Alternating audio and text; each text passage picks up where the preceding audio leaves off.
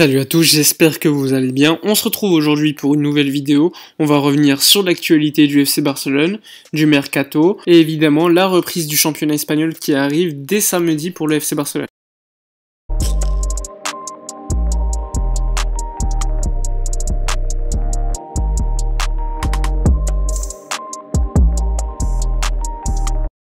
On va commencer par évoquer le plan que le FC Barcelone a mis en place quant aux futures prolongations de contrat, puisqu'en effet le Barça a comme priorité de prolonger 4 joueurs, Lionel Messi, Marc-André Ter Stegen, Nelson Semedo et Ansu Fati. Concernant Lionel Messi, son contrat se termine en 2021, il aurait pu partir libre en 2020 s'il avait décidé de jouer ailleurs qu'en Europe, mais bon, c'était pas son intention, donc Messi a pour l'instant un contrat qui se termine en 2021. Normalement les discussions quant à la future prolongation de contrat de Messi ont déjà commencé, d'ailleurs ça a été confirmé par la presse espagnole qui a encore rappelé que le désir de Messi était de terminer sa carrière au FC Barcelone et ce que lui voulait c'était surtout de jouer dans une équipe compétitive. Donc assez logiquement il met la pression sur la présidence pour avoir une équipe compétitive autour de lui, mais en réalité il n'y aura pas de problème quant à la prolongation de contrat de Messi. Concernant Marc-André Ter Stegen, il a annoncé il y a quelques jours encore dans une interview qu'il allait en effet prolonger son contrat, qu'avec la crise du Covid-19 les discussions étaient en stand-by, mais vu que maintenant la situation semble plus ou moins contrôlée, les discussions vont reprendre et il va prolonger son contrat. Il a d'ailleurs dit qu'avec sa famille il était très heureux à Barcelone et qu'il n'envisageait pas de quitter le FC Barcelone pour le moment. Concernant Nelson Semedo, c'est assez différent, c'est un joueur qui a une valeur à peu près sûre sur le marché des transferts. Je le rappelle, son contrat se termine en 2022, donc s'il décide de finalement ne pas partir lors du prochain mercato d'été, le club voudra le prolonger pour assurer qu'il ne parte pas à un prix moins élevé plus tard. Et enfin concernant Ansu Fati, on sait qu'il a prolongé il y a pas très longtemps, mais le club pourrait le prolonger de nouveau pour augmenter sa clause libératoire qui est actuellement de 170 millions d'euros. L'objectif étant que le prochain contrat fixe cette clause libératoire aux environs de 400-500 millions d'euros. Autre joueur qui lui ne fait pas du tout l'unanimité au FC Barcelone, c'est Ivan Rakitic qui a un contrat qui se termine en 2021. Lors d'une interview il y a encore quelques jours, il a dit qu'il était confiant pour rester encore un certain temps au FC Barcelone. Pour le moment c'est donc assez compliqué de savoir ce que va faire Ivan Rakitic cet été. Il faudra donc attendre déjà la fin du championnat et la Ligue des Champions, mais il est fort possible qu'aucun club en Europe veuille payer Ivan Rakitic, qui je le rappelle selon le FC Barcelone vaut aux alentours de 15-20 millions d'euros. Le problème pour le club, c'est qu'Ivan Rakitic a son destin entre ses mains. Il gagne un gros salaire au FC Barcelone, d'ailleurs à mon avis aucun autre club en Europe pourrait lui offrir autant d'argent, donc pourquoi partir? À mon avis son objectif c'est de quitter le FC Barcelone lors de l'année 2021 avec la nouvelle direction qui sera donc arrivée. Lui il pourra donc signer dans un nouveau club de manière libre, c'est-à-dire que même s'il est payé un peu moins qu'au FC Barcelone, grâce à la prime à la signature qu'il va recevoir, ça va d'une certaine manière compenser. Donc lui, il serait gagnant. La grosse erreur pour le FC Barcelone, c'est de ne pas avoir vendu Ivan Rakitic il y a encore 2-3 saisons, c'est-à-dire quand il était très bien valorisé par tous les clubs européens. Aujourd'hui, on peut le dire, Ivan Rakitic n'intéresse pas grand monde. Donc ça va être assez compliqué de se débarrasser d'Ivan Rakitic cet été. Mais on verra bien, on sait jamais ce qui peut se passer. D'ailleurs, tout à l'heure, en parlant de Messi, j'ai oublié de parler d'un point assez important, c'est sa santé,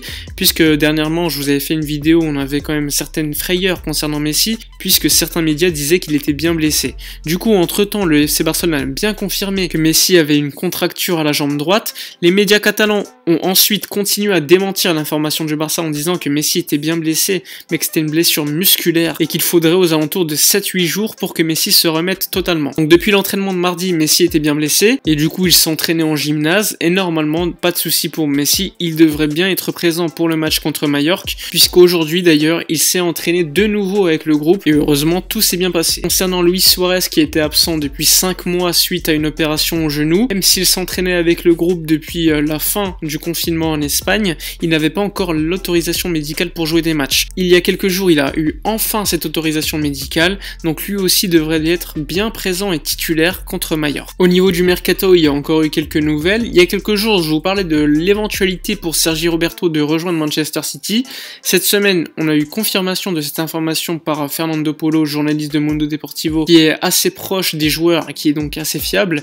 Lui annonce que Sergi Roberto a comme priorité de rester au FC Barcelone, mais si le club lui ouvre la porte à un départ, il irait donc à Manchester City. D'ailleurs, son agent est le même que celui de Guardiola, et que des discussions entre Pep et Sergi Roberto ont déjà eu lieu il y a quelques semaines quant à l'éventualité pour le joueur de venir à Manchester City. Si je devais analyser analyser cette situation. Comme vous le savez, je trouve que le FC Barcelone manque terriblement de qualité au niveau des latéraux aujourd'hui. D'ailleurs, les latéraux, à mon avis, c'est l'un des postes les plus importants dans le football moderne. Quand vous voyez que les derniers vainqueurs de Ligue des Champions ont comme latéraux Carvajal, Marcelo, Alexander-Arnold, Andrew Robertson, vous comprenez quand même assez rapidement l'importance de ces postes. Le problème au FC Barcelone, c'est que depuis le départ de Daniel Alves, il n'y a pas de latéral droit fixe, puisque malgré l'arrivée de Nelson Semedo, on peut pas dire qu'il a été le titulaire à ce poste, même si parfois il enchaînait les matchs. C'est le cas également pour Sergi Roberto, qui lui n'est pas un vrai latéral droit de métier, c'est plutôt un milieu de terrain. D'ailleurs, il comprend à mon avis mieux le jeu de position que Nelson Semedo, tandis que Nelson Semedo lui a largement plus de qualité athlétique, mais il comprend moins le jeu de position du FC Barcelone. Donc c'est assez compliqué, l'idéal serait de trouver un joueur qui comprenne le jeu de position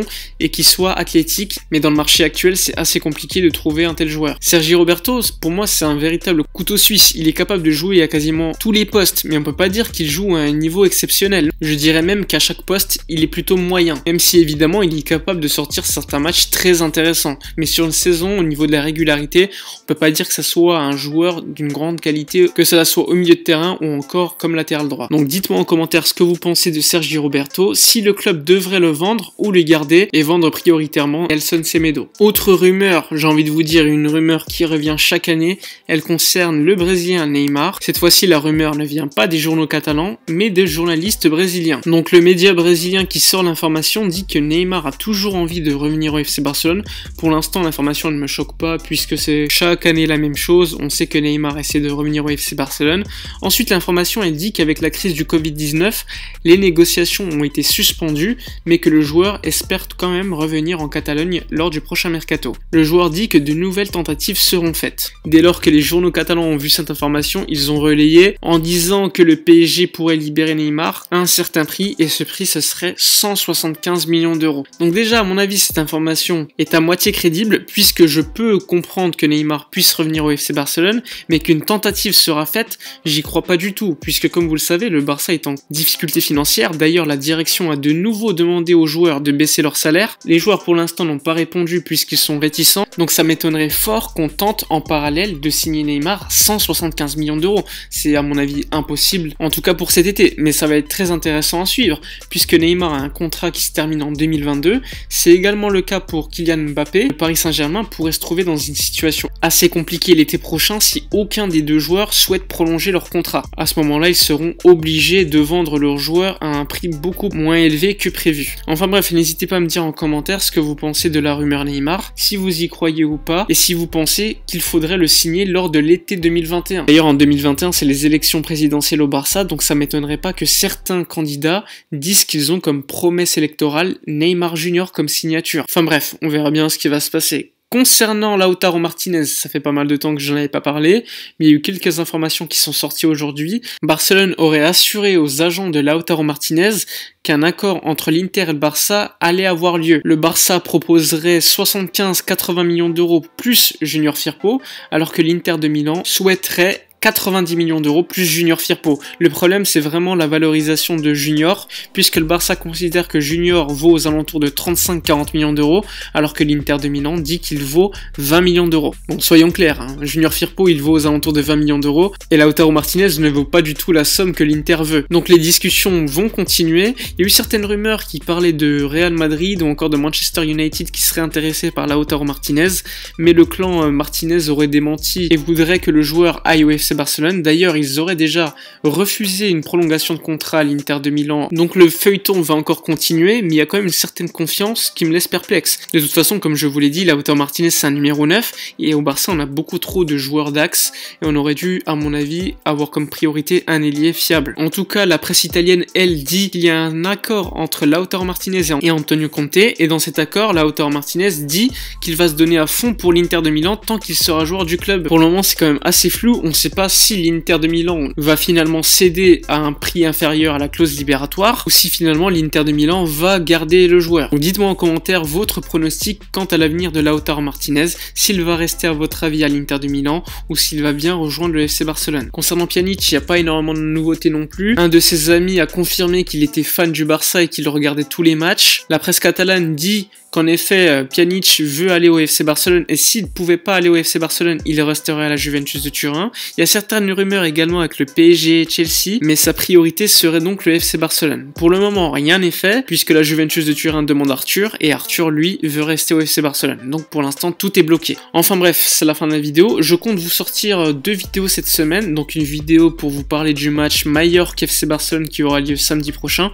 La vidéo elle devrait sortir jeudi, puis je vous sortirai une vidéo après le match, donc samedi soir. Il n'est pas impossible également que je vous sorte une autre vidéo qui n'est pas prévue cette semaine. Bref, comme d'habitude, n'oubliez pas, si ce n'est pas fait, de vous abonner à la chaîne, de liker, de commenter. Je lis tous vos commentaires, c'est toujours passionnant de voir vos avis. Nous on se retrouve pour la prochaine vidéo et d'ici là, comme d'habitude, portez-vous bien.